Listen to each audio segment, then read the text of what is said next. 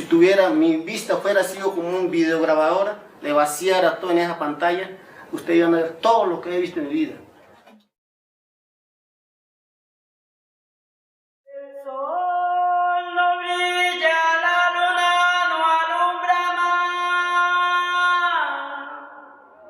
Las abejas se fueron y en el campo ya no están.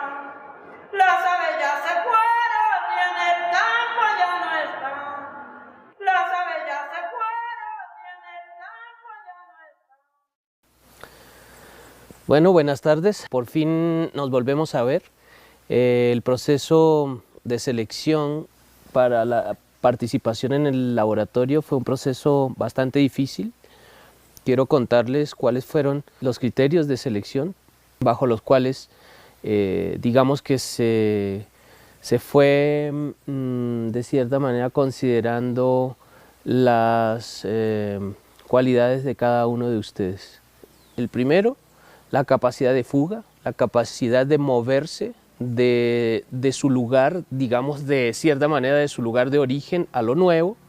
La segunda, la capacidad y la confianza que ustedes depositan en esa plasticidad del pensamiento, en eso del pensamiento que da forma, pero que también asume nuevas formas. Y el tercer elemento, que tiene que ver básicamente con la declaración concreta, abierta y textual, casi que también expresa en ese instante sobre su interés por la creación artística.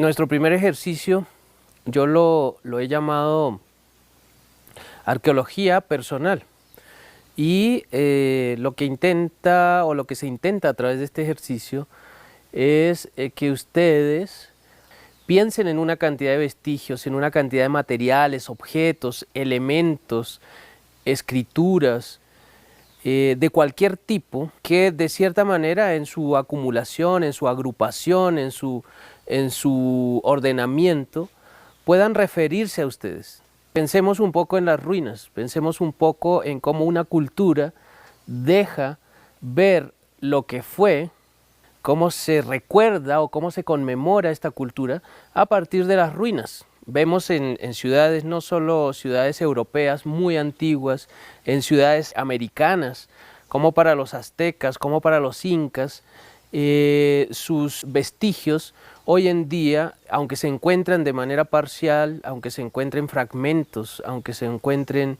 casi que partículas de estas culturas, pero son partículas materiales, son huellas, son marcas, son de cierta manera escrituras de la materia, en la geografía, en la topografía, de cierto modo en el mundo, nos pueden dar cuenta de cómo existió un grupo humano, cómo se relacionó ese grupo humano a nivel social y cómo también se emplazaban sus ciudades, qué tipos de materiales usaban, qué tipo de deidades. Nos habla de sus creencias, nos hablan de su origen, también nos habla de su destino, cómo desaparece una cultura. Entonces, este ejercicio los invita a que ustedes recolecten, hagan una suerte de investigación arqueológica, una especie de investigación de búsqueda de evidencias. La idea es compartir a partir de estos elementos una información mucho mayor y mucho más gruesa que la que podríamos compartir solamente a partir de unos relatos de palabra muy breves. A veces a través de los objetos, a veces a través de las cosas podemos dar cuenta con más amplitud y más generosidad sobre nuestra propia historia.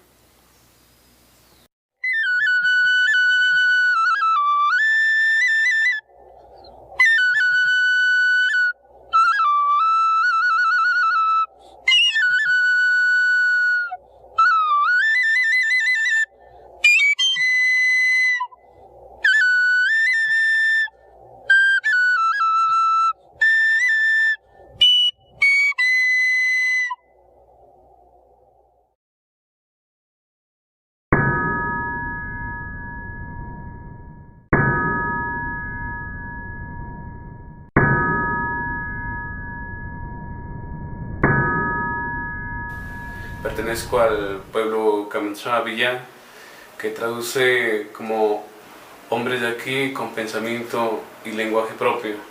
Gracias a la herencia de nuestros abuelos he podido conservar gran parte de esta cultura milenaria como primer principio y derecho es pensar en el territorio. Nuestro territorio donde nuestra Batsana Mamá, nuestra Madre Tierra, nos regala un vínculo especial entre el agua, el sol, la lluvia y todos los elementos que están dentro de la naturaleza, ha permitido que el hombre Kamchat comience a entender el mundo y el universo. De esta manera, pues, los Kamchats tenemos bastantes artes. En el caso mío, pues, la música ha sido un vínculo especial, ya casi 17 años compartiendo la música latinoamericana.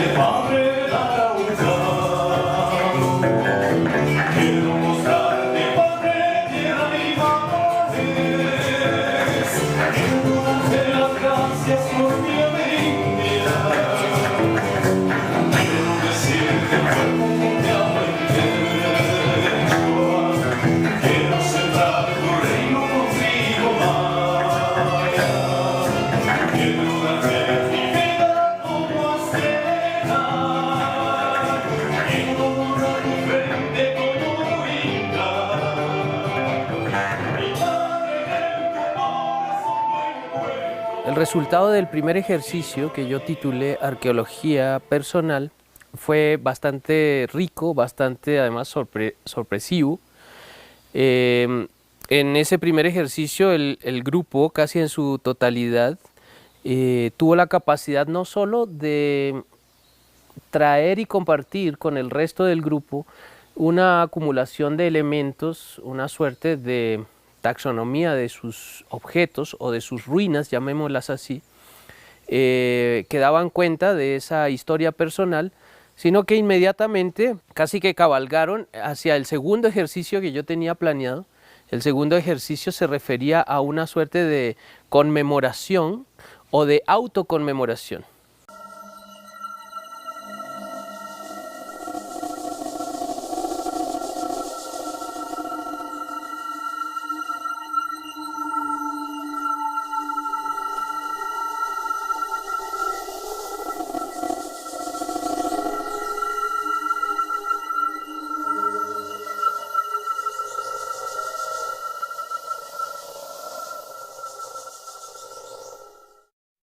yo tenía muy marcada la diferencia entre esos dos ejercicios, ya que el primero solo los invitaba a trasladar al espacio del laboratorio unos elementos sin pensar en un modo de disposición, en un modo de composición, en un modo de exposición de esos elementos. Sin embargo, el grupo, casi en su totalidad, se acercó, digamos, a esos modos de dar cuentas de sí mismo.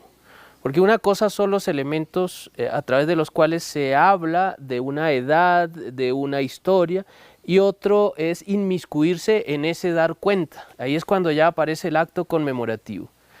Porque el primer ejercicio tal vez está orientado más a la noción de recuerdo, y el segundo ejercicio que yo tenía planeado y que ellos resolvieron en el primero, de cierta manera adelantándose a la misma metodología propuesta, ya intentaba inmiscuir al sujeto que recuerda, y eso está en relación al acto conmemorativo. El recuerdo es objetivo, el recuerdo es lo que se recuerda, y la memoria implica un sujeto quien recuerda aquello que se recuerda. En el modo de recordar se inmiscuye al sujeto, y esa invitación al sujeto y al modo de recordar del sujeto nos acerca a la memoria. Desde que tengo memoria siempre he pintado, dibujado, hecho esculturas con barro, con cemento, con todo lo que he encontrado.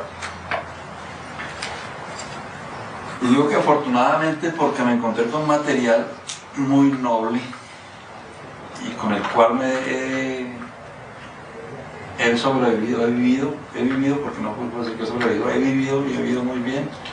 He educado a mis 3 hijos, todos ya profesionales.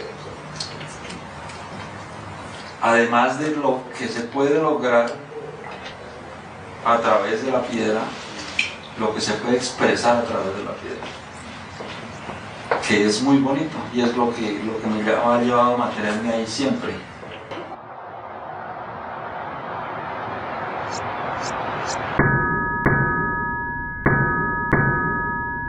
A lo largo del laboratorio y a lo largo de nuestros ejercicios, creo que hemos tenido momentos muy importantes. Uno de ellos fue básicamente este ejercicio que de manera directa se lanza y se abre como un espacio a la conmemoración del otro. Es así como el segundo ejercicio que nos propusimos consistió en este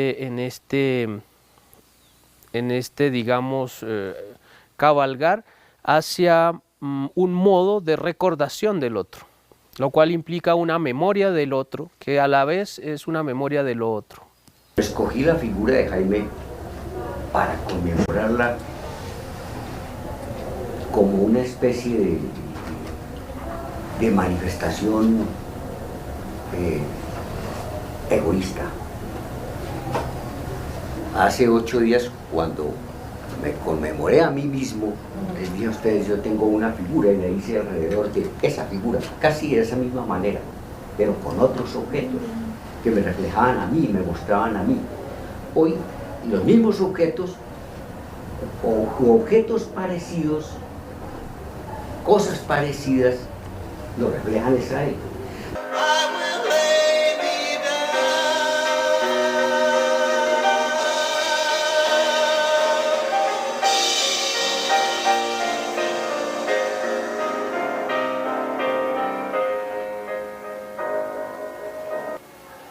Diez días después de la desaparición de Jaime, se abrió el Festival de Teatro con un gigantesco desfile por la carrera 7ª. Y allí llegaban familiares, amigos, simpatizantes y miembros de su movimiento político. Está presente la alegría y la vida, pero también está el símbolo de la violencia y de la muerte.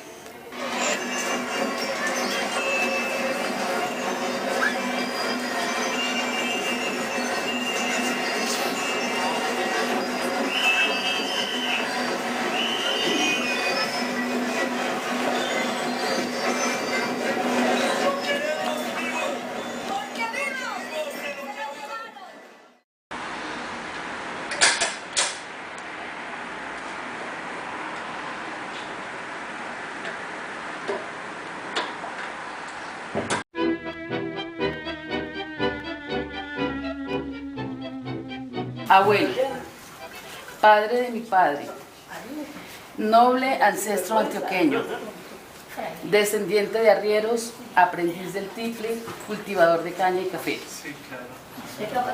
Estás conmigo siempre en el sabor de las naranjas, en el olor de la caña, las hierbas frescas, el aguardiente y el color del atardecer. Pienso en ti cuando veo la sonrisa de Alex y los gestos de Leonardo. Cuando escucho a María Félix y los tangos de Gardel. Atentamente, tu flor del trabajo. Yo recuerdo de cuando era niña, cuando pasaba los días en la finca con mi abuelo. Pienso en muchas cosas que podría haber dicho él en torno a lo que nos ocupa frente al tema de la paz y la memoria. Cuando se sentaba a contarme historias y pelaba sus naranjas, y todavía tengo el olor ahí, y cada vez que veo una naranja yo me transporto a esos días, a esas tardes que compartía con él, a esos tangos que tanto le gustaban de Gardel, a esas cosas bonitas que me contaba. Y ahora que soy abuela pienso en eso, ¿no? En qué pensará Laura o qué dirá de mí Laura en 20 años. Ella apenas tiene 2. Si habrá olores, sabores o colores que la lleven a recordarme y a pensar en mí como mi abuelo me marcó la vida, ¿no? Y tal vez muchas de las cosas que hago no sea sino el deseo permanente de poder trascender, de poder dejar la huella, una huella importante en la vida de otras personas. Me ha interesado siempre desde el diseño y desde lo que hago ahorita como arte, enfocarme en algo que tenga que ver con el sentido crítico social y con una especie de protesta social. Entonces he intentado experimentar desde el diseño, desde las formas que conozco, para expresar un poco esto. Hoy más que nunca he visto cómo todo pasa. Frente a mis ojos todo y nada pasa. Veo cómo la gente pasa, el tiempo pasa y nada pasa. Como esos manjares ambiguos, como un espumoso vino seco, como los colores de uno de los cielos más oscuros, como un arco iris indeciso. Veo cómo el cielo pasa frente a la lujuria y se ríe de la locura cuando pasa, como un sueño que nunca pasa, como la vida agonizando en 2 números, como el oxígeno ausentado, como el hipócrita saluda al que pasa, y a diario vemos cómo esto pasa. El amor es un ladrón, siempre pasa. Tengo todo y nada tengo porque todo pasa. Yo traje las postales de algunos de sus viajes, son los pocos recuerdos que tengo de él. Su diploma del Colegio Salesiano León 13 de aquí de Bogotá. Y les voy a compartir esto. Pruebas de la misión apostólica de Pablo. Esto es Corintios 3. Segunda de Corintios del 5 a 6, 3. En nada damos mal ejemplo a nadie para que nuestro trabajo no caiga en descrédito. Al contrario, en todo damos muestras de que somos siervos de Dios, soportando con mucha paciencia los sufrimientos, las necesidades, las dificultades, los azotes, las prisiones, los alborotos, el trabajo duro. Unas veces se nos honra y otras veces se nos ofende. Unas veces se habla bien de nosotros y otras veces se habla mal. Nos tratan como mentirosos, a pesar de que decimos la verdad. Nos tratan como desconocidos, a pesar de que somos bien conocidos. Estamos medio muertos, pero seguimos viviendo. Nos castigan, pero no nos matan. Parecemos tristes, pero siempre estamos contentos. Parecemos pobres, pero enriquecemos a muchos. Que no tenemos nada, pero lo tenemos todo.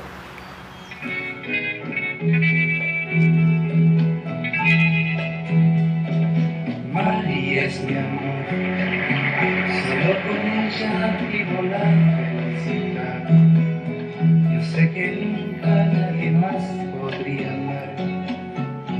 porque la quiero de verdad. Hace 13 años, 13, 14 años, mi señor padre, él falleció. La partida de él fue para nosotros muy terrible. No lo podíamos simular, es muy tremendo saber que la persona que uno ama se parte y no vamos a volver a estar con ella. Pero de pronto los recuerdos, sí, recuerdos bonitos para nosotros, los valores, el respeto, ante todo, a las personas mayores, a los niños, a todos nuestro retorno. Él fue muy hermoso con nosotros. Luego de ello, pasó mucho tiempo, hace 2 años, mi señora madre, muy duro. Una mamita que también estuvo en el apoyo, no solo de sus hijos, sino también de sus nietos. Adorable. Una mamá que todo lo sacaba, todo lo daba también por nosotros.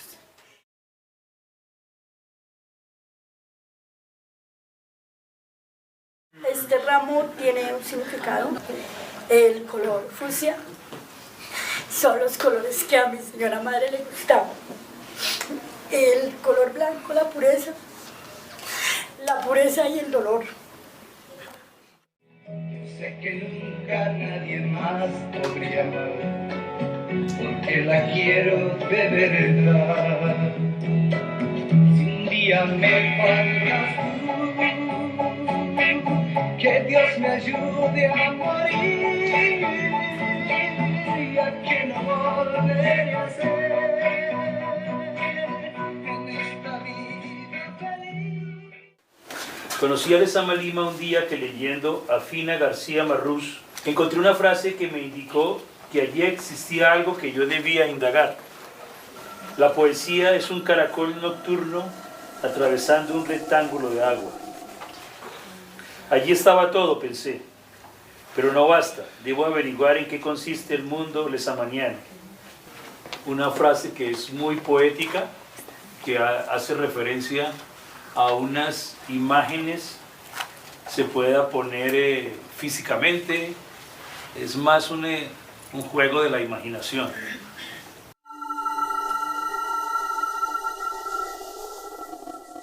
Ana Haraway es una feminista, pero también es zoóloga, y ella propone el manifiesto Cyborg. Dice que, o sea, se separa un poco del feminismo clásico para decir que absolutamente todos caben dentro de esa otredad o la periferia, y que eso hace una fuerza de uno para como desbastar todos esos órdenes que nos han impuesto en el sistema. Y es una fuerza muy, muy vital. Y me parece muy bonito, pues yo lo que quería rescatar, o sea, como frase así que me llegó mucho, fue que uno, o sea, el problema es porque todos quieren pertenecer o todos se sienten fuera de un bando, ¿no? Entonces todos tienen que pertenecer a algo para poder luchar o algo así, o ser político, ¿no? Pues yo siempre desde pequeña me consideraba política, religiosa, a muchas cosas, y yo tampoco me considero como mujer, ¿sí? O sea, yo hablo desde mí como ser global. Entonces yo hablo de los hombres, yo hablo de todo el mundo, ¿sí? Entonces la frase de ella me pareció muy bacana, que era que uno podía converger y hacer redes sin necesidad de ser totalmente idénticos, ¿sí? Lo importante es que alguno, o sea, entre todos, eso es lo que me parece chévere del grupo, que todos somos súper diferentes, pero hay ciertas afinidades, ¿sí? Entonces el poder uno tener como esa flexibilidad de acceder a otro y escucharlo y tener ciertas afinidades así uno no tenga nada que ver. Soy de cultura embera, Tobita.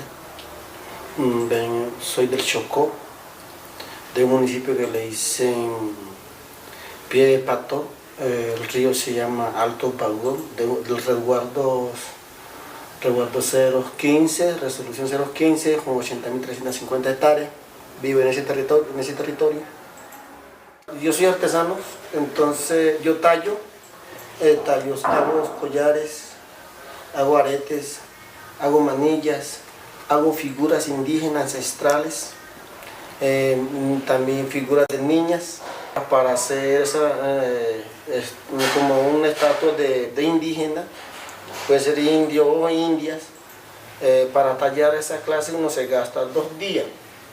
Sí, 2 días para estar tallando, uno se sienta porque sea a las 7:30 de la mañana, a las 12 descansa y si sigue es un trabajo como todo trabajo. Entonces ahí trabajo con las lijas, trabajo con escopinas, formones, trabajo, igual tengo esmeril, tengo todo para trabajar los materiales, con madera. Hubo algunos que tuvieron una aproximación hacia lo instalativo, otros asumieron el ejercicio de la acción, del gesto, del cuerpo, de lo performativo, otros asumieron el ejercicio de la escritura, la lectura, hubo también ejercicios de remembranza a partir del registro de videos, el registro de sonidos y aproximaciones hacia incluso ejercicios de video instalaciones. Sin hablar de estas gramáticas, sin que todavía nos interesen estas gramáticas en un modo directo, yo tengo que reconocer que ya empezaron a ponerse de relieve, a ponerse sobre el suelo del laboratorio unas sensibilidades que tienen que ver con la aparición de la imagen, sea desde lo visual, sea desde lo sonoro, sea desde la escritura o sea desde el trabajo con el cuerpo. Recuerdo con muchísimo entusiasmo ejercicios, por ejemplo, como los ejercicios de Mary y Susana, quienes son las 2 personas diseñadoras de ornamentos florales que trabajan en la Plaza de las Flores, a la cual está abocada la intervención plástica de nuestro laboratorio. Ellas de todos modos no tienen o no han tenido ningún vínculo con digamos, la exploración de gramáticas o lenguajes plásticos. Sin embargo, a lo largo de toda su vida, ellas han estado relacionadas con la forma, relacionadas con el diseño, relacionadas con el color, relacionadas siempre con unos ejercicios y unas labores que les mantienen activas una sensibilidad, una percepción. Por lo tanto, ellas inmediatamente nos dejaron claro asuntos que son de cierta manera muy análogos al desarrollo de las artes. Por ejemplo, cómo han cambiado a lo largo de la historia los arreglos florales, cómo han evolucionado los criterios, los juicios de valor sobre lo que es innovador, sobre lo que no es innovador, sobre lo que es bello y lo que no es bello.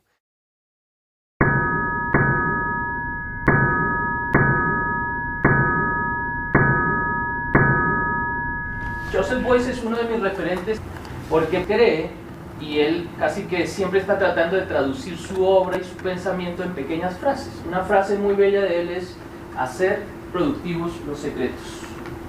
Hacer productivos los secretos. Él dice que los sistemas imperantes de educación lo que hacen en realidad es construir barreras entre las personas, fronteras, muros, y que lo que hay que hacer es derrumbar esos muros. Y un modo de derrumbar esos muros es haciendo productivos nuestros secretos. Él cree que todo ser humano porta un conocimiento valioso y que debe poner a funcionar ese conocimiento. Pero eso también él lo dispara a latitudes mayores. La primera barrera que ve es entre la ciencia y la sensibilidad. ¿Sí? Entonces, los 2 primeros grandes métodos que él ve de educación son los métodos científicos y los métodos sensibles. Y eso también tiene que ver mucho con una enorme barrera que la misma historia nos hizo construir entre los pensamientos o el pensamiento ancestral antiguo y el pensamiento moderno. Entonces, precisamente ahora que hablábamos de límites, de barreras, etcétera, etcétera, pues yo me acordaba mucho de Joseph Beuys. La consecuencia que Beuys ha sacado de sus infortunadas experiencias con las instituciones estatales de enseñanza es la de crear una universidad internacional libre. El primer semestre de dicha institución aún no establecida definitivamente en la República Federal de Alemania, tuvo lugar en la Documenta de Kassel 1977 bajo el título de Bomba de miel en la Plaza de Trabajo. La Universidad Internacional Libre reúne a personas de todo estrato y color en los 100 días de existencia en la exposición Documenta. En esa medida, Joseph Beuys se me convierte en un referente porque lo que nosotros hemos hecho aquí ha sido producir miel. La bomba de miel es dos cosas a la vez. Primero es la señal física para la verdadera bomba de miel que está detrás del orificio. Detrás del orificio trabaja la Universidad Internacional Libre como institución de trabajo colectivo permanentemente durante 100 días. Un secreto que me ha dado resultados buenos lo ilustro con el siguiente ejercicio. Unir esos 9 puntos con una línea continua en 4 trazos sin levantar lápiz. Entonces uno lo ve muy fácil y se pone a hacerlo y entonces encuentra que no es tan fácil. Porque uno siempre tiende a resolver el problema sin mirar más allá del problema mismo. Siempre que uno esté encasillado le va a sobrar un punto, luego no resuelve el problema. Para resolver el problema entonces tiene que salirse, y es la única manera de resolverlo. Si uno arranca aquí, con la línea, llega hasta aquí, sigue con esta y va hasta aquí, ahí me salí ya de él, ¿cierto? Ahí ya me salí, ahí estoy afuera. Uno estos otros 2 aquí y estoy afuera todavía. Y me regreso aquí, es la única manera de hacer los 4. Si uno lo hace inverso también lo hace arriba, pero es la única manera, saliéndose del rectángulo. La exigencia del ejercicio era compartir secretos entendido como conocimiento. Y conocimiento desde la singularidad. Cuando hablamos de secretos es porque muy seguramente este secreto no es secreto para todos, pero bueno, uno hace el esfuerzo, ¿cierto?, de rastrear por allá el vínculo o la raíz más chiquita, como eso que yo conservo, que puede estar ligado a la cocina, que puede estar ligado a la salud, a la educación, al trabajo, a distintos aspectos de la vida humana, pero que están por allá como conservados. Y yo traigo ese pequeño ramita de esa raíz, de ese suelo mío, y lo comparto. Entonces hay una singularidad, hay una cualidad singular. Es algo que yo sé y voy a compartir con los demás. Creemos dentro de este proyecto que es importante reconocer, preservar, respetar, potenciar, poner a circular esa singularidad de la mirada. Esa singularidad de la mirada que está reflejada en el dibujo de cada uno de ustedes. Esa es como su voz, es como lo propio de cada persona. Por lo tanto, es todo un tesoro, digamos, el que uno empieza a tener en sus manos o el que empieza, digamos, a rodearlo, y la tarea es cómo hacer que eso se pueda preservar, ¿sí? Cómo preservarlo, cómo ponerlo a circular para ser compartido con otros, ¿sí? Porque el dibujar es una experiencia privada, una experiencia, digamos, muy personal, ¿no? Muy íntima, pero que entra en el ámbito de lo público cuando pasa esto, ¿no? Cuando compartimos las libretas y pareciera ser que alguien comparte el secreto del dibujo con el compañero, con el otro, ¿sí? Y se revela ante el otro, porque el dibujo de alguna manera nos dibuja a nosotros mismos. En ese sentido está en relación con lo que ustedes decían, es un asunto recíproco. No solamente yo dibujando allá, sino cómo eso que trazo en el papel está dibujándome a mí, está hablando de mí, es un instante, es una pulsión, ¿no? Es un acto vital el que está sucediendo, el que está aconteciendo ahí. Por lo tanto, eso está hablando digamos, está hablando de mí. El principal asunto del laboratorio es la pregunta sobre, por un lado, si es posible desde el arte un ejercicio eficaz de conmemoración.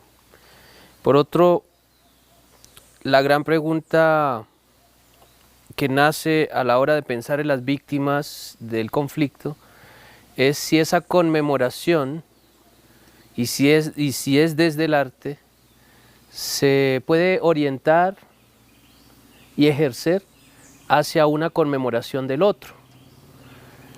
También si ese ejercicio de una conmemoración del otro es un ejercicio necesariamente de aquello que ha muerto, de aquel que ha muerto, de aquel que ha desaparecido, o si la conmemoración se puede considerar como una conmemoración de la vida, si la conmemoración tiene algún tipo de orientación o de potencia que la lanza hacia adelante, en un sentido, digamos, de conmemoración de un futuro, que sería lo más cercano a una noción amplia de esperanza y de transformación y de cambio. Las mujeres lo lograremos, las mujeres lo lograrán, mujeres lo lograremos, las mujeres lo lograrán. Estoy segura que lo haremos, se lo digo y así será. Estoy segura que lo haremos, se lo digo y así será. Por fusiles te damos empleo y por balas te damos pan. Las mujeres tendrán vivienda, sus familias tendrán hogar. Mujeres lo lograremos, las mujeres lo lograrán. Mujeres lo lograremos, las mujeres lo lograrán. Estoy segura que lo haremos, se lo digo y así será. Estoy segura que lo haremos, se lo digo y así será. El costurero de la memoria es un espacio para pensar, que cantamos y cocinamos y nos atrevemos a denunciar. Estas telas que le mostramos es otra forma de hacer la paz. Mujeres lo lograremos, las mujeres lo lograrán. Mujeres lo lograremos, las mujeres lo lograrán. Estoy segura que lo haremos, se lo digo y así será. Estoy segura que lo haremos, se lo digo y así será. Bueno, si hablas de mi experiencia directa, nosotros prácticamente desde niña tengo el recuerdo de todo lo que se vivió en Suárez. Porque solamente nos contaban, por ejemplo, mi abuela, que era la que más nos contaba, porque habían unas sesiones el día miércoles, cada 8 días, en una casa, se escogía una casa donde iban todos los mayores y nos llevaban a todos los niños y niñas. Primero había una lucha entre hombre y mujer. Un hombre de 14, un joven de 14 años con una niña de 9. Tenían que luchar y si la niña se dejaba tumbar del hombre, la cascaban. O sea, físicamente. Físicamente, porque eran las formas de defensa que se generaban. El otro tema era que nos enseñaban mucha esgrima. Ya, nosotros nos enseñaban la defensa personal desde la perspectiva étnica, afro, que era primero con un palo y luego con una peinilla. Nos compraban una peinillita, la águila, que llamaba, la hoja águila, que esa se doblaba, y nosotras las mujeres no nos podíamos dejar tocar de los hombres en la defensa, porque era como nos enseñaban a defendernos, y hoy sí logro entender para qué era que nos enseñaban que nos defendieran. No era ni siquiera para que nos defendiéramos del marido, sino para todo lo que se avecinaba, pero uno en ese momento no entendía. Y después de que se terminaba toda esa formación de defensa personal, entonces venía todo el cuento a contarnos la historia. Ahí es donde nos contaban la historia de todo lo que fue la Cholavita, que más que todo contaban lo que era la Cholavita, que ya les tocó vivir todo el tema de la Cholavita, que era, ellos iban como autoridad cada 15 días al territorio. Llegaba la Cholavita a las casas, asesinaba a todo el pueblo, a todo el que se encontraba, y a las mujeres eran abusadas. Mi abuela, por ejemplo, cuenta que el papá y el hermano de ella fueron asesinados, cortados, uno pedacito por pedacito, delante de todas, y las mujeres todas abusadas. Entonces nosotros venimos de un tema de violencia que si cómo la hemos vivido, cómo nos han protegido para que no se repitiera esa historia en sus hijas que ellas iban criando. Entonces lo que hacía era como irse metiendo más hacia el monte, entonces por eso usted encuentra hasta lo más profundo de la montaña, encuentra casas, ranchos de la gente que huyó. nosotros los pueblos indígenas no sabíamos qué era guerra. No sabíamos qué era masacre, matanza, qué grupos armados, no conocíamos. No sabíamos, supuestamente aparece en la agenda, en la historia de nosotros. En el 1492, que llega como el descubrimiento de América de los españoles y de los afro, llega la matanza. Para nosotros la llegada de los extranjeros a Colombia fue la forma de acabarlo con las poblaciones indígenas.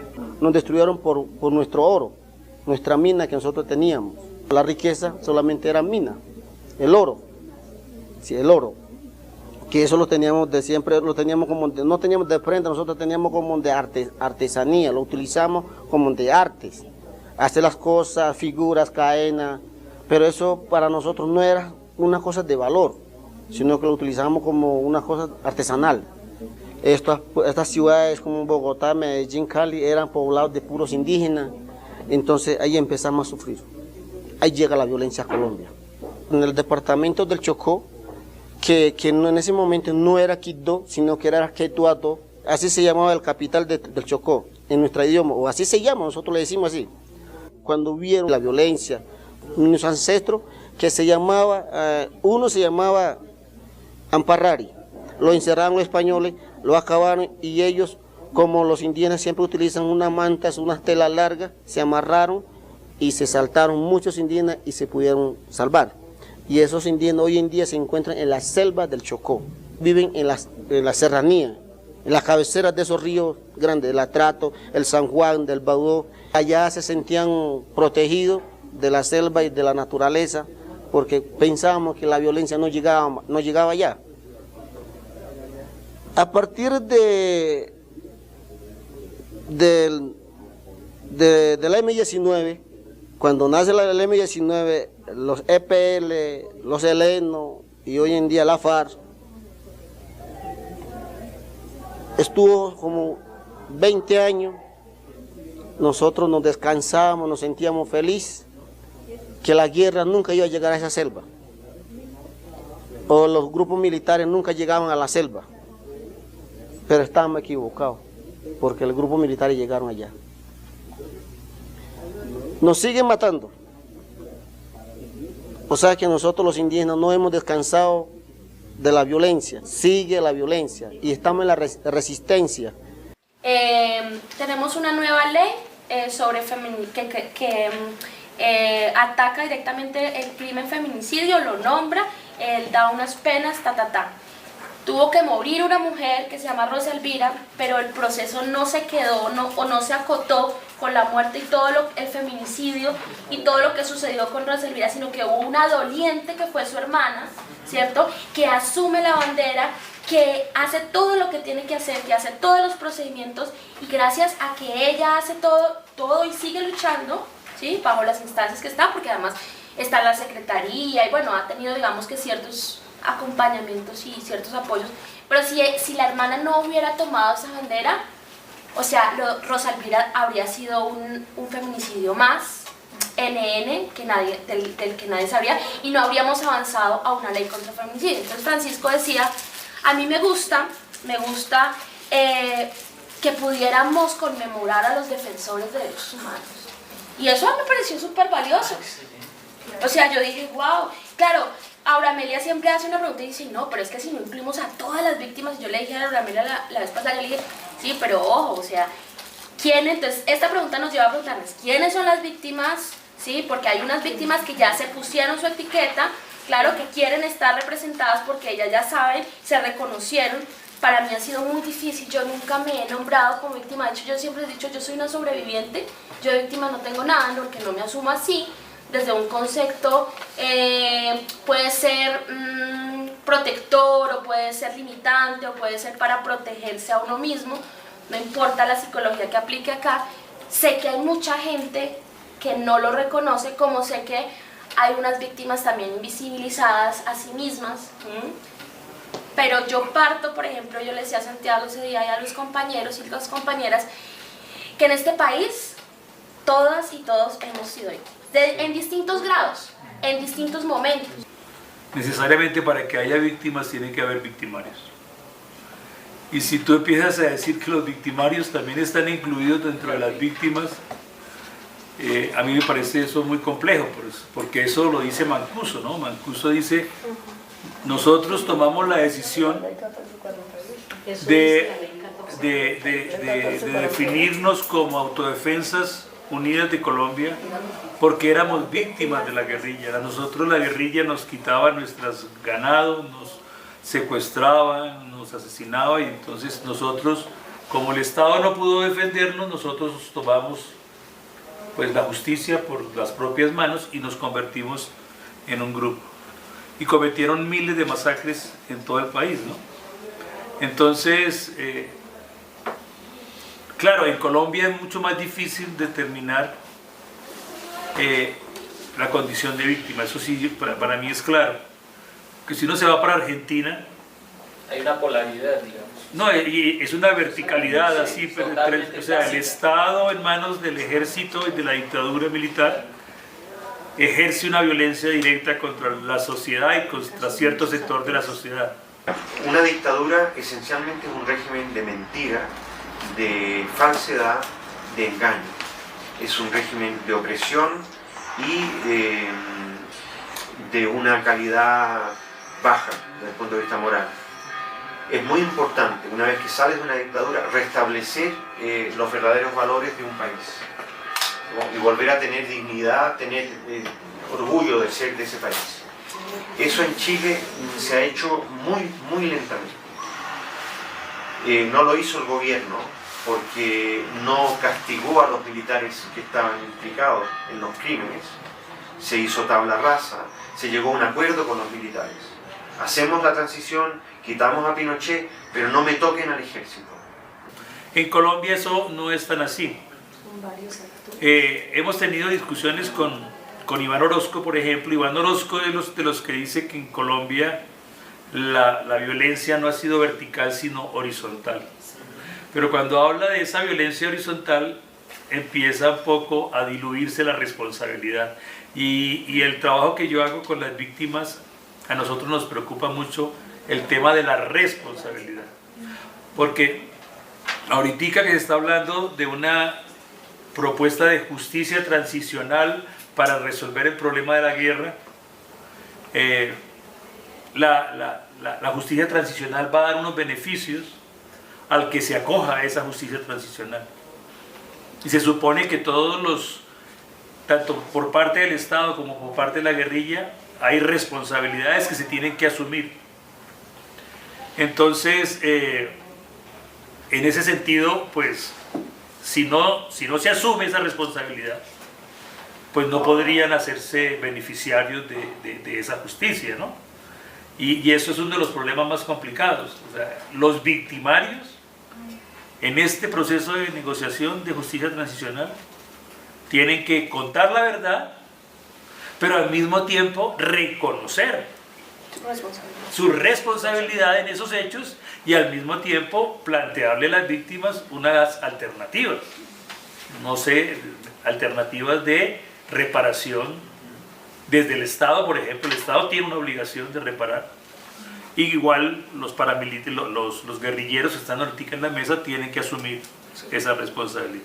Creo que es uno de los temas más complicados, y ahí se podrá determinar esa memoria, ¿no? La memoria de la historia reciente de nuestro país, porque la memoria histórica también tiene que hablar de los victimarios, pero en su condición de victimarios.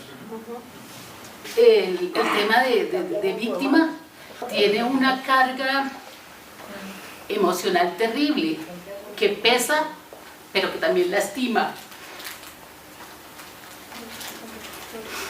Por eso no quería hablar del tema. Y cuando escucho a Virgelina, por ejemplo, digo, ¿cuántas cosas han pasado que los demás ignoramos? Y qué irrespetuoso es hacer leyes que desdibujen precisamente el sufrimiento y el dolor. La opción de ser o no ser militante de una guerrilla, de un grupo armado, legal o ilegal, porque para mí el tema de los grupos armados y la victimización en este país tiene todos los matices, ¿no? Legal, o sea, armados legales y armados ilegales. Y hasta qué punto el tema de toda la presión que hicimos por Amelia para incidir en el tema de una ley de víctimas llegó a un punto en el que Virgelina y las otras mujeres que además han sido víctimas de un tema tan doloroso como la violencia sexual tengan que sentarse en una mesa de justicia transicional reconociendo a los victimarios también como víctimas.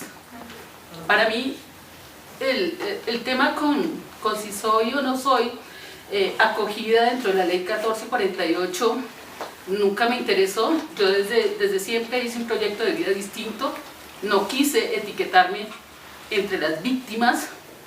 Yo estoy afectada, fui afectada y tomé una decisión, que la respuesta a todo lo que yo quiero de mi nuevo proyecto de vida no estaría en una reparación que pudiera darme el Estado. Pero como víctima sí quiero un ejercicio de verdad.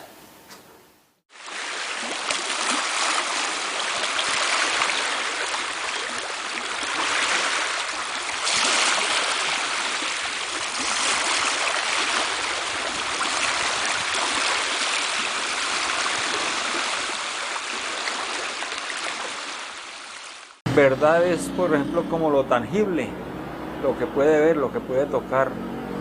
Verdad es lo que se dice y se puede comprobar. Verdad es lo que se puede vivenciar.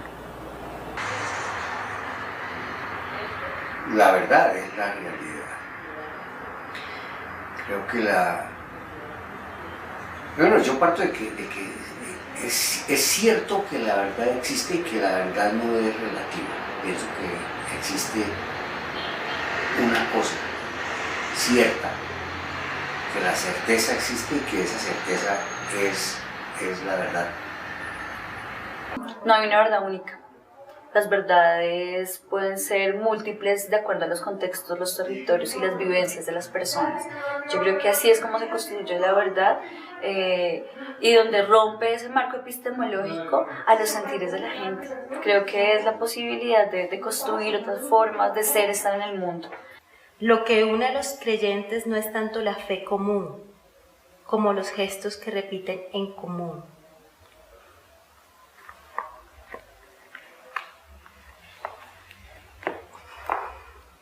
Cartagena de Indias, 21 de junio de 2004. Doctor Álvaro Uribe Vélez, Presidente de la República de Colombia. Palacio de Nariño, Bogotá, Distrito Especial. Reciba mi respetuoso saludo. Soy Alfredo Correa de Andrés, con cédula de ciudadanía número 12.611.081 de Ciénaga Magdalena. Tengo por profesiones la ingeniería agronómica, la sociología, una maestría en desarrollo social, magíster en educación con énfasis en desarrollo social. Usted se dirigió a mí al momento del saludo diciéndome, profesor, ¿cómo está? No sé si esto tenga algo de importancia, pero según se comenta, usted cuenta con una excelente memoria. El asunto concreto es que me han detenido bajo la sindicación de rebelión. Señor presidente, créame que soy totalmente inocente respecto a supuesto delito de rebelión. No soy esa persona a quien se le imputan prácticas contra el Estado o alguna colateralidad.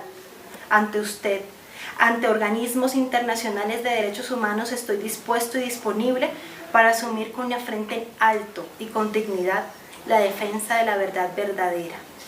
No me asiste ningún temor al respecto. Ello porque soy un hombre limpio, transparente, responsable de mis actos. Le reitero, respetado presidente, que todos mis actos son públicos.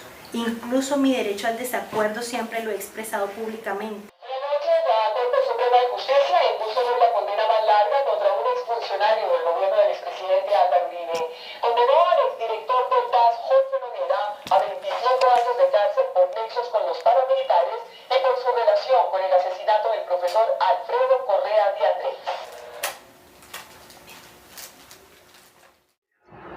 Es amarga la verdad, quiero echarla de la boca, decía, si no estoy mal, ese es un poema de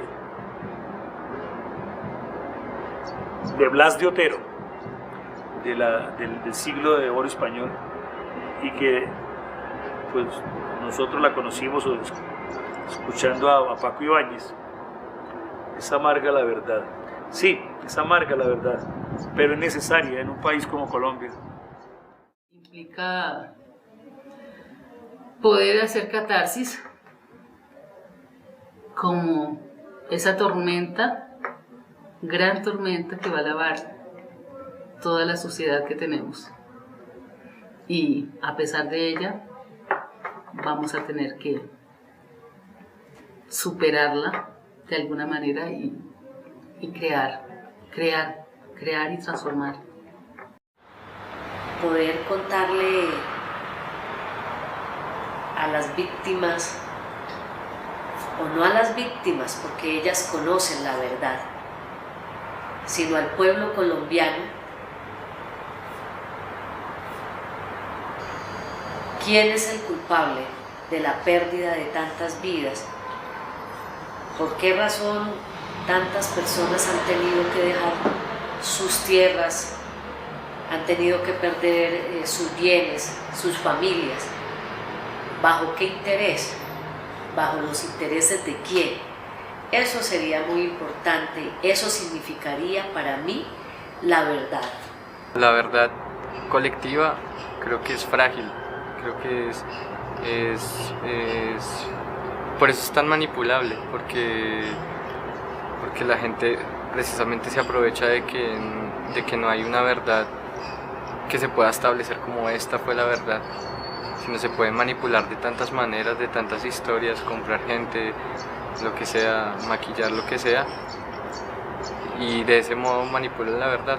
La única verdad que yo creo que existe es la sinceridad que hay en el corazón de las personas, pero a modo introspectivo. Hawaiian creo que es lo más limpio porque hace referencia como aquello que te nace de lo más profundo del corazón, o sea, que es algo puro, ¿sí? Y entonces por eso, pues dice mi abuelo que los camaradas aprendimos a conocer el mundo exterior pues a través de este sentimiento. Y hay otra palabra que es muy bonita, por ejemplo, a mí me gusta mucho, que es Ainanokan. Ainanokan quiere decir desde el corazón. La verdad es como veo que cuando uno dice, por decir, yo me comprometo de construir, eso hay que cumplirlo. Digamos, en el caso a mí de los políticos que ahora en este momento están en esas, digamos, hablan, prometen y no cumplen. O sea que, en otras palabras, los políticos no son verdaderos. A partir de que haya verdad y reparación, hay reconciliación y hay perdón. Si no hay verdad, no pasa nada. ¿Sobre qué reparo? ¿Sobre qué perdono? ¿Y sobre qué reconcilio? Eso es lo que estamos pidiendo a las víctimas, la verdad. Porque no ha habido valentía cívica para decir ningún presidente, señores, aquí se acabó y vamos a hacer las cosas de verdad. A ver quién me apoya. Imagínate, hubiera sido duro, porque no creo que todo el mundo hubiera apoyado eso. Hubiera sido casi una declaración de guerra civil, pero hay que hacerlo. Alguien tiene que alzar la voz y decir, bueno, ya hemos hecho todo, ya se ha respetado a todo el mundo, pero vamos a hacer un juicio real.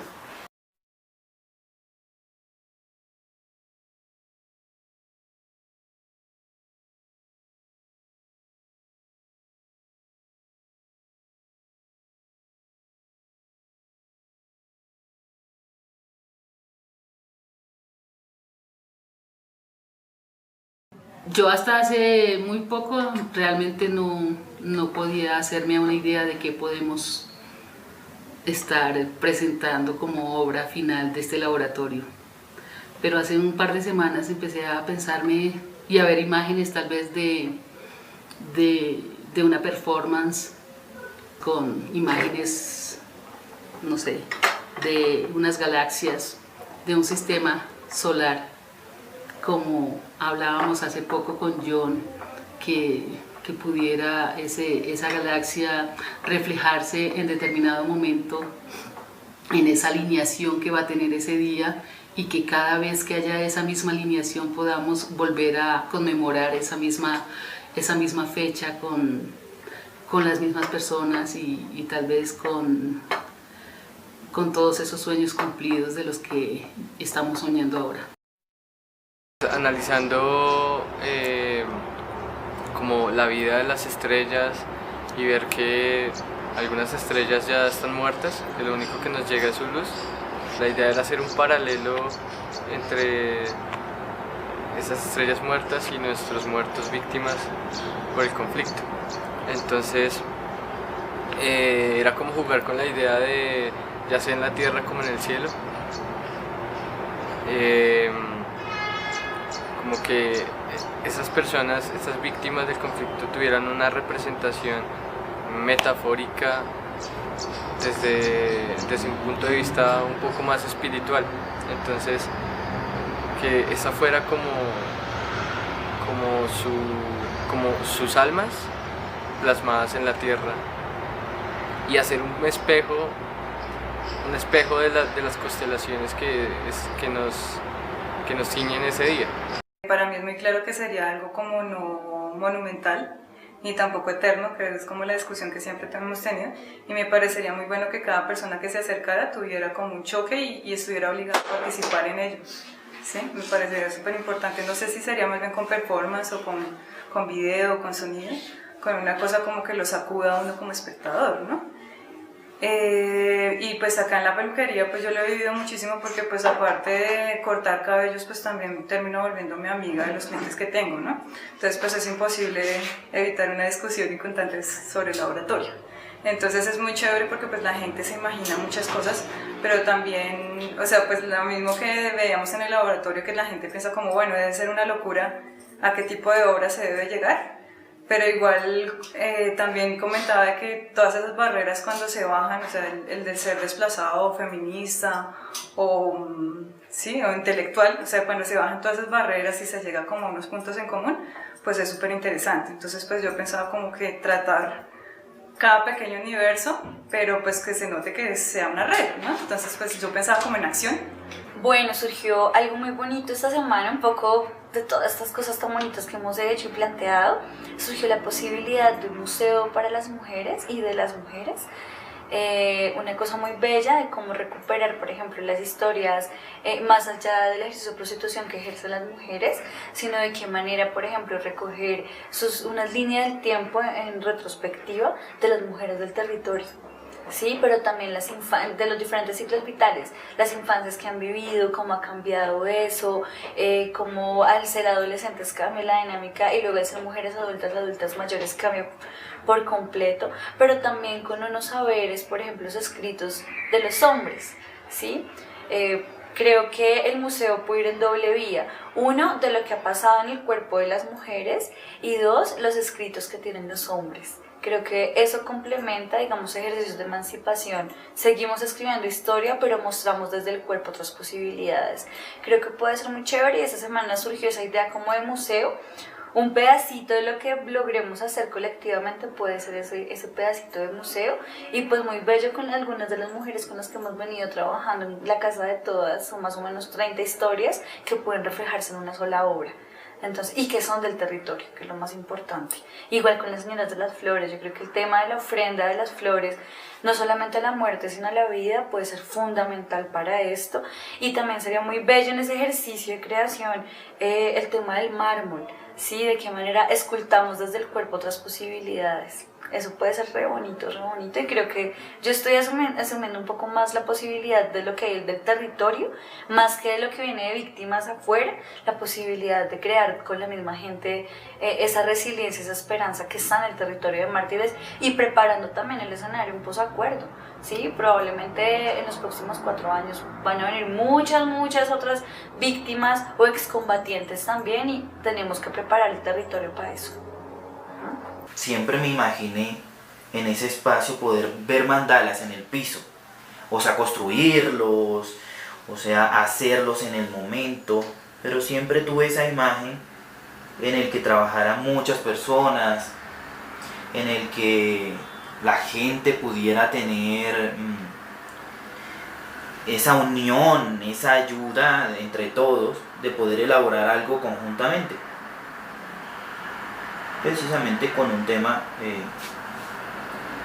que vaya enfocado pues a lo que queremos,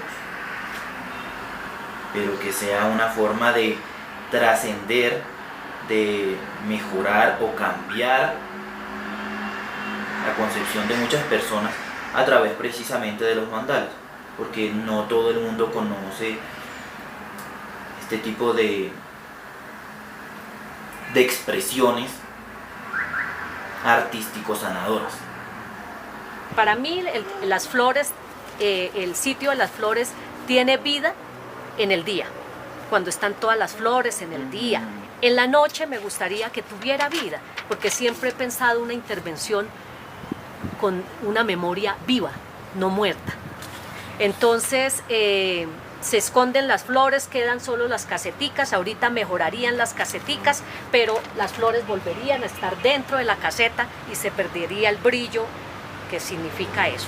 Por eso yo lo dibujé, y utilizando la misma infraestructura de las casetas, pensé en un letrero luminoso que permanentemente va pasando frases en memoria de los que permanecen vivos, porque de verdad las víctimas permanecen vivas en el corazón y queremos que permanezcan vivas también en el corazón de aquellos que no han sido víctimas de la violencia.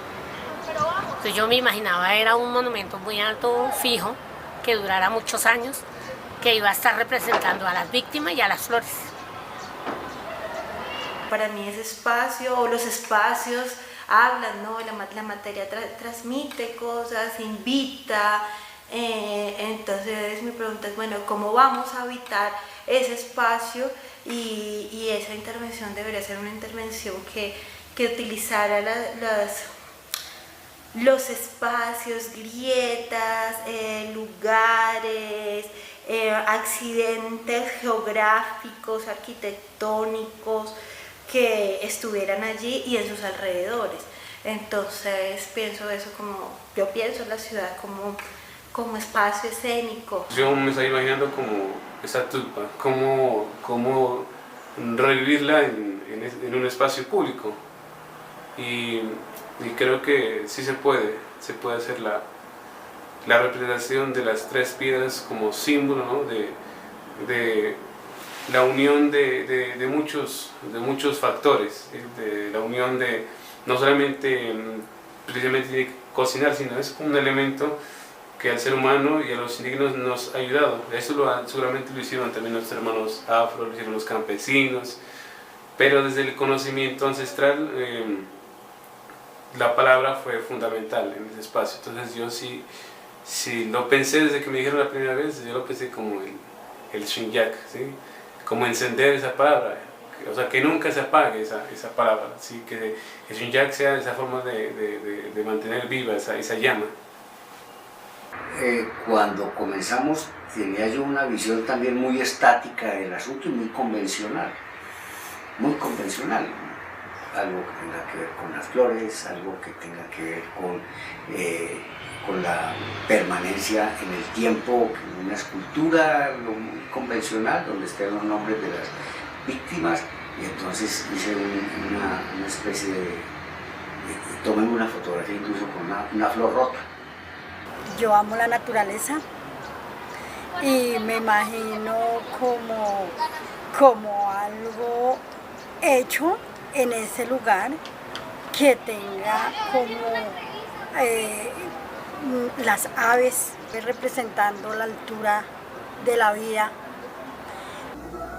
Cuando yo llegué, yo llegué con el paradigma de que iba a ser un monumento que se iba a hacer ahí. Entonces yo me lo imaginaba proponer desde mi punto de vista algo en piedra o en mármol. Pero cuando me encuentro con esa variedad de personas, porque hay de todo, hay defensores de derechos humanos, hay personas que trabajan con madres de cabezas de familia, otros artistas, fotógrafos, y empiezo a escucharlos, me cambió, o sea, me derrumbó eso que yo llevaba, pero no me quitó la idea de hacer algo artístico en la plaza. Y poco a poco, sin desconocer de pronto, sin dejar atrás la piedra y el mármol, me imagino también algo, una obra que el mármol participe, aunque no sea permanente. Intentando trazar las líneas para una constelación humana. La trayectoria de los participantes, sus posiciones y movimientos aportaron al dibujo de un diagrama colectivo que hace visible los vínculos entre todos y el mundo.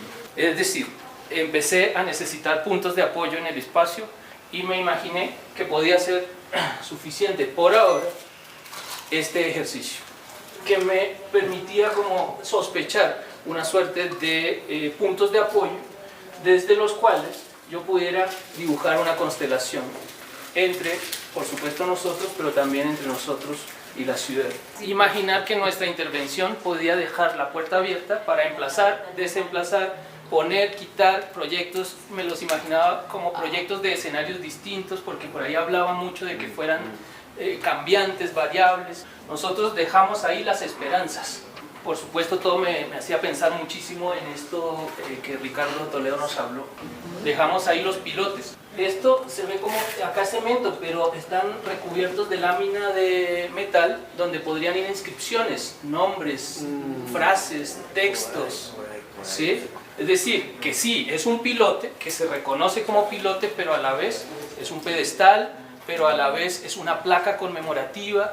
Los pilotes hay que abordarlos como que no se pierda la imagen del pilote de obra, pero que además se está comportando como un artefacto que emana unas frecuencias sagradas, que se comporta en sí mismo, comentando desde la memoria, desde el arte, ¿cierto? Desde la conmemoración. Todo esto lo he pensado respetando esa constelación al máximo. Es mi única carta de navegación y lo elemental en términos de ingeniería, en términos de presupuesto, de relación con el tiempo y en términos de arte público.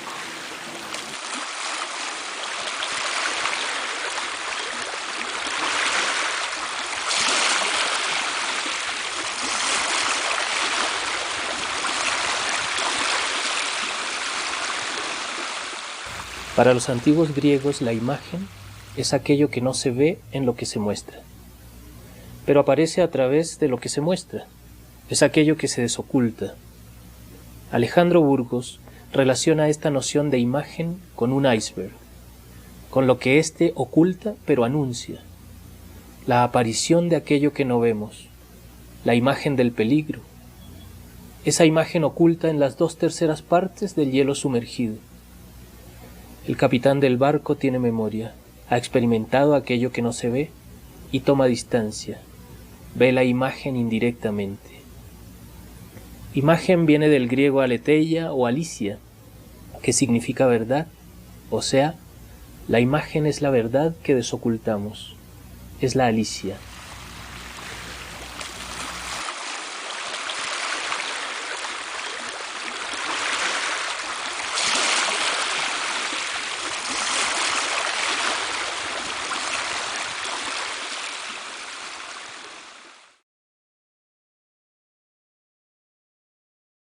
Algún día en el mundo lograremos la paz.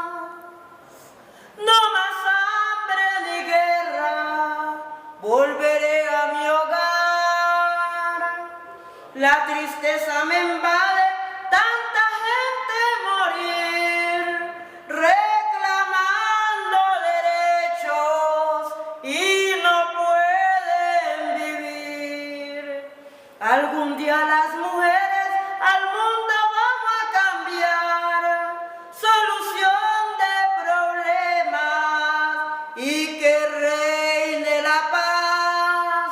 Los gobiernos no aceptan, proclaman la maldad.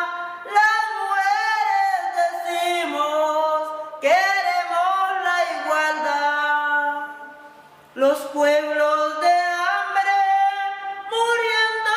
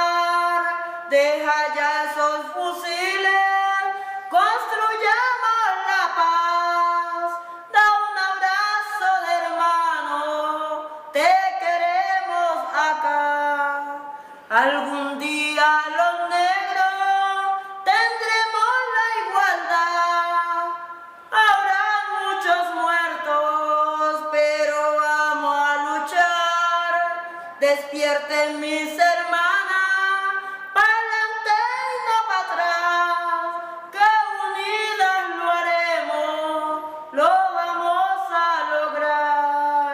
Los negros y las mujeres lograremos la paz, ese es el compromiso, lo vamos a alcanzar. Sola